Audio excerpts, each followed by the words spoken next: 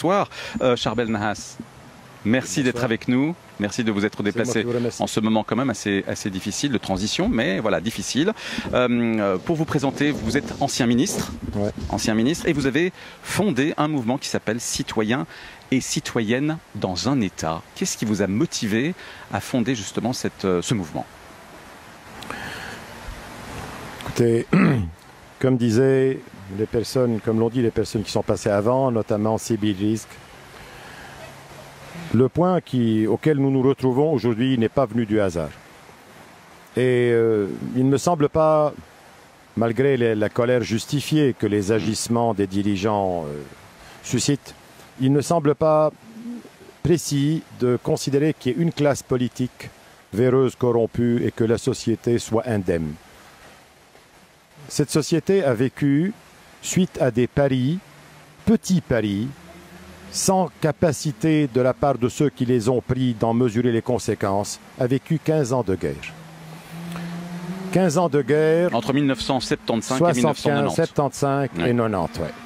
Cette guerre ne s'est pas arrêtée par hasard, parce que la société s'est adaptée à la guerre.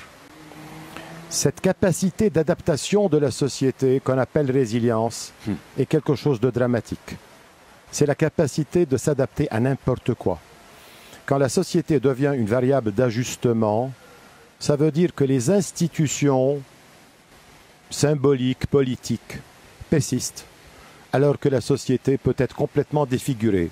Ce n'est pas par hasard que nous avons des communautés dans ces bouts d'empire, que ce soit au Liban, en Syrie, en Irak ou dans plusieurs pays du Balkan. Alors ça, c'est la situation. Donc la société est atteinte, si vous voulez. La société elle-même est atteinte. Les gens au Liban ont accepté n'importe quoi pour que la guerre s'arrête. Après ça, il y a eu une période, encore une fois, sur la base de paris régionaux, vous l'avez vous-même suggéré, sur l'illusion de la paix régionale, accompagnée d'un afflux de dollars. Et là, c'est une phase très importante de richesse illusoire qui a été distribuée. On peut appeler ça corruption, mais c'est encore un terme impropre.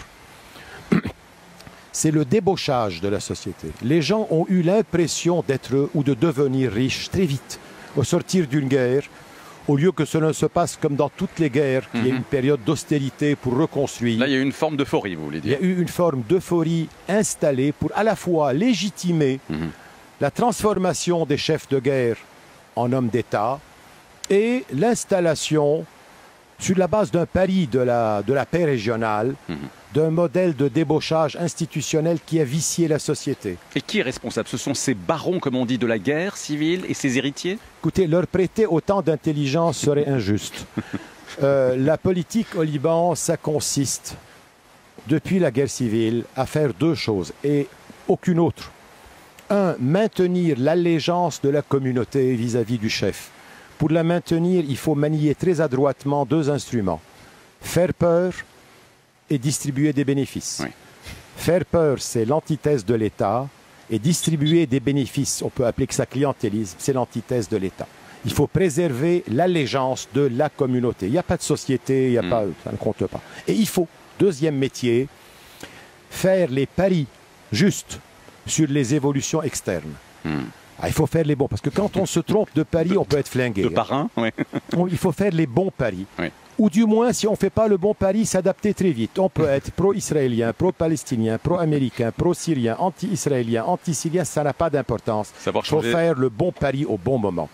Et cette capacité d'adaptation à l'extérieur est précisément ce qui légitime l'allégeance de chacune des communautés à leur chef. C'est un système très astucieux, très pernicieux, et ce que nous vivons aujourd'hui, c'est la fin d'un système. D'accord, alors ça c'est la situation actuelle. Moi, je reviens à ma question initiale. Vous avez donc créé ce mouvement qui s'appelle Citoyens et Citoyennes dans un État. Quelles sont vos revendications? Quel est votre modèle? Nous n'avons pas de revendications. Quel est votre modèle? Notre modèle, de quoi rêvez-vous? Voilà, c'est clore les 50 ans qui ont été constitués de 15 ans de guerre et les années qui ont suivi. Cette page, clore une guerre, arrêter de se flinguer, de kidnapper les gens, etc. dans la rue, ça va, c'est une période transitoire. Le problème, c'est que les paris qui ont été tenus à ce moment-là ont échoué. La reconstruction, la paix régionale, tout ça est tombé à l'eau. Mais personne n'a eu le courage ou l'honnêteté de reconnaître l'échec des paris. Quand vous entêtez malgré l'échec des paris, à maintenir, avec les instruments que j'ai mentionnés, le pouvoir, vous êtes au bord du crime. Et là-dedans, il faut dire que ce qu'on appelle pompeusement la communauté internationale a encouragé cela dans chacune des interventions. À l'époque de Paris 1, Paris 2, avec l'affaire de Cèdre, et maintenant, je le crains fort, avec les interventions évidemment humanitaires, mais bien au-delà d'humanitaire, qui consistent à transformer le Liban, vous l'avez vous-même mentionné dans votre introduction, en scène de négociation proxy entre les États-Unis et l'Iran, avec la France comme intermédiaire. J'accueille Salam Yamout. Bonsoir, madame. Bonsoir. Vous êtes présidente du Bloc national et ceux qui vous voient à l'image le verront évidemment tout de suite. C'est que vous avez été aussi, vous, touché personnellement par cette double déflagration. Alors même question qu'à madame l'ambassadrice en début de cette émission spéciale en direct de Beyrouth. Comment vous portez-vous ?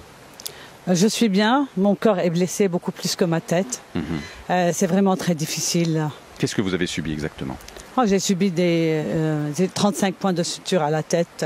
Je ne sais pas, peut-être des vitres qui sont tombées.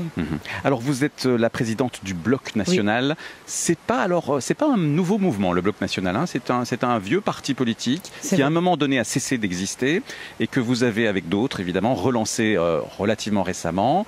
Qu'est-ce que vous préconisez vous en tant que parti Bloc national ? Voilà, alors nous avons une vision pour un Liban moderne et vert et avec un programme, mais nous savons que ce n'est pas le moment. Maintenant, nous revendiquons un gouvernement indépendant de la classe politique dont vos invités en ont parlé. Et parce qu'il faut une transition, entre la classe politique qui a tout détruit, comme on a bien dit. Ils ont détruit le système bancaire, l'économie, le social. Et il faut maintenant, et aussi ils ont détruit la démocratie, ils ont marginalisé les gens. Alors moi, ce que j'aimerais entendre parler, justement, c'est cette transition. Hein, c'est un peu l'objet de notre discussion. Quelle transition vers quelle alternative? On a vu, le gouvernement a démissionné, très bien. Qu'est-ce qu'on fait maintenant? On a parlé de gouvernement d'union nationale. Madame Médéa Azouri se demandait qui va composer ce gouvernement. Vous dites indépendant de la classe politique. Ça veut dire quoi? Si ce n'est pas le personnel politique, ça va être qui? Des technocrates, alors, si je comprends bien. Non, ce n'est pas des technocrates. Ça s'est passé avant au Liban. Il faut qu'il y ait une volonté politique, parce que vous avez bien entendu de vos invités que le problème, c'est un problème politique. Ce n'est même pas un problème de système. C'est les gens qui sont... C'est la mafia légale qui est en train de faire marcher un pays en le volant. Et voilà. Donc ce qu'il faut faire, il faut qu'ils admettent et qu'ils prennent la responsabilité de ce qu'ils ont fait et qu'ils acceptent de céder le pouvoir transitionnel pour un moment donné, pour qu'on puisse ressouffler et reconstruire un pays dans les bases. Et une des choses qu'il faut reconstruire, c'est la base politique des gens. Une réconciliation nationale qui n'a jamais été faite. Monsieur Charbel a parlé, c'est pas seulement un problème, c'est un problème de gens, mais les gens, parce qu'ils ont besoin de vivre, et maintenant il est temps de faire une réconciliation nationale. Après, elle n'a jamais eu lieu. Elle a commencé à avoir lieu le 17 octobre, quand les gens ont commencé à parler. Et maintenant, il est temps. Avant que les gens ne comprennent que leur salut vient d'un État qui prend soin de tout le monde, ils vont aller vers leur chef, pleurer et demander refuge. Et c'est ce qui est en train de se passer. Et ça s'est passé chez vous dans le Moyen-Âge, où les gens allaient chez le Seigneur les volait, violait leurs femmes, etc. Mais il n'y avait que le Seigneur. Et c'est ce changement dans la tête des gens qui va pouvoir faire que les Mintushrin, toutes les forces le Bloc national, Charbel et toutes les forces de cette révolution commencent à prendre beaucoup plus de force et qu'ils commencent à être une alternative crédible en face d'un pouvoir corrompu. Alors Charbel Nahas, vous le disiez tout à l'heure, il faut une transition, mais quel type de transition? Vous disiez par exemple, je vous ai lu là-dessus, vous disiez il faudrait une transition sous forme d'un gouvernement laïque, surtout pas multiconfessionnel. Il faut mettre fin, il faut enterrer ce système multiconfessionnel. Mais ça va passer par qui? Qui va incarner? Qui sont les gens qui vont incarner ce gouvernement laïque? Vous peut-être? Écoutez, nous ne pouvons pas, on ne peut pas demander à des gens qui ont vécu 50 ans, comme je viens de les décrire, de pouvoir imaginer quelque chose qu'ils n'ont jamais connu. Et cela est d'autant plus difficile quand ils sont complètement désemparés, quand ils ont perdu leur revenu, leur épargne et leur sentiment de sécurité après ce qui s'est passé. Là, c'est la responsabilité politique. La responsabilité politique, c'est pour rompre avec une forme de légitimité du pouvoir et en imposer une autre. Ce n'est pas la majorité qui va changer d'opinion. Les gens sont complètement désemparés. Ils ne pensent qu'à s'abriter ou à émigrer. Ouais. La rupture signifie l'arrêt des mécanismes de légitimation. Alors, comment y arriver? Ce que nous proposons, c'est un pacte. Parce que contrairement à ce qu'on lit dans les bouquins d'histoire, où c'est les gagnants qui racontent ce qu'ils ont fait, comment se gèrent les ruptures historiques, si vous voulez? Nous sommes face à cette rupture. Par l'appréciation des risques réciproques. C'est-à-dire que ces chefs-là sont notoirement incapables de faire face, comme disait Sibylle, aux réalités. Ils ont réussi à les décaler dans le temps en allant graver les coups. Ils ne peuvent pas prendre de décision. Ils ne peuvent être ni de droite ni de gauche parce qu'ils sont chefs communautaires. Un choix politique, quel qu'il soit au niveau économique interne, social ou au niveau des relations extérieures, briserait l'allégeance communautaire. Et par conséquent, ils sont incapables. Face à cela, nous, comme parti politique, avec d'autres amis avec qui nous sommes en train de construire l'alliance, dont le Bloc national, j'espère que ça va aboutir très vite, parce que le temps est précieux. Nous sommes en train de... C'est un message là qui vous a adressé, madame. Elle est au courant, elle est au courant, Salah est au courant. Non. Nous sommes en train de dire, voilà, écoutez, vous êtes incapable, fonctionnellement incapable, pas parce que vous êtes gentil, méchant, voleur, honnête, c'est pas de ça qu'il s'agit. Intelligent ou idiot, c'est pas ça, il y a de tout. Mais vous êtes incapable. Et le chemin sur lequel vous vous engagez, suite aux interventions externes, est très périlleux. S'il y a un accord ou un mini-accord irano-américain, ça va être transitoire. On a vu ce qui est passé avec l'accord nucléaire. Ça va nécessairement engager l'armée pour pouvoir tenir la rue. Si ça éclate, c'est l'armée elle-même qui va éclater. C'est à très haut risque. Et si jamais ça n'aboutit pas, on va directement à la guerre civile. Écoutez les amis, vous ne pouvez pas faire face à ça. Voici le pacte que nous vous proposons. Vous abandonnez le pouvoir complètement, congé du Parlement, 18 mois pour un gouvernement ayant les pleins pouvoirs législatifs. Sur un programme défini, c'est une négociation sous contrainte, sous la contrainte de la rue, avec les chefs.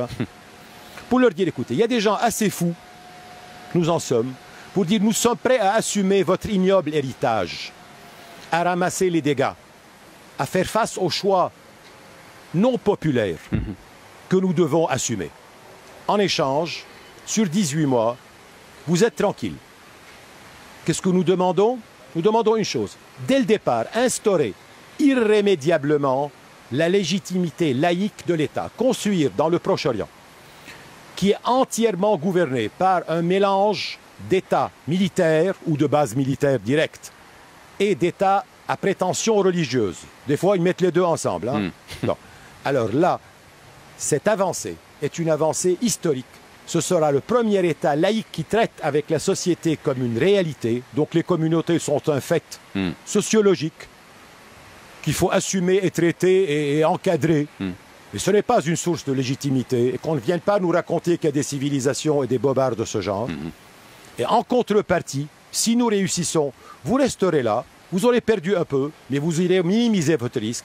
Si nous échouons, nous aurons été assez fous. Voilà le marchandage. Il ne peut se réaliser que sous une pression permanente de la rue. Mais ce n'est pas la rue qui peut proposer une modification du régime social. Très bien. Merci beaucoup, Charbel Nahaz. Vous êtes, je le rappelle, ancien ministre et président de Citoyens et Citoyennes dans un État. On a entendu votre feuille de route. En tout cas, on verra dans les prochaines semaines si effectivement cette feuille de route va pouvoir être appliquée. Une question encore à vous, Salam Yamout, vous qui êtes, je le disais, présidente du Bloc national. Comment imaginer un gouvernement de transition sous la pression, comme disait Charbel Nahaz, de la rue, sans tenir compte des étrangers, c'est-à-dire des puissances étrangères qui ont toujours dominé quelque part le Liban, et je pense évidemment notamment à l'Iran. Comment on peut imaginer un tel gouvernement de transition? Écoutez, nous pensons que le changement vient d'en bas jusqu'en haut. Et le problème du Liban, c'est que toujours quand il y a eu une crise entre ces communautés dont parlait Charbel, une des communautés va à l'extérieur et demande de l'aide. Il est temps maintenant. Il est temps de nous réconcilier entre nous et de voir les bases sur lesquelles on va bâtir, on pourra bâtir. Et n'oubliez pas, je crois que c'est Sibylle ou Charbel qui ont parlé de la carotte et du bâton. Cette classe politique maintenant utilise l'agression, la peur Et les services, dans des temps comme ça, il n'y aura plus de services. Ils ne pourront plus subvenir aux besoins de leur communauté.